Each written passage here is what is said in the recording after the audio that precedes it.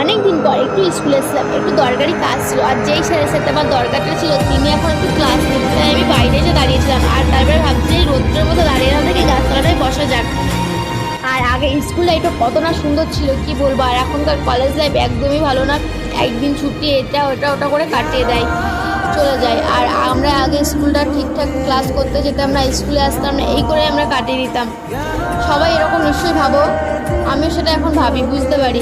তারপরে ভাবলাম স্যার যে কখন আসবে, তারপরে বেল পড়ে গেল, স্যার চলে এসেছিলো, আমার কাজটাকে আমি মিটিয়ে নিলাম।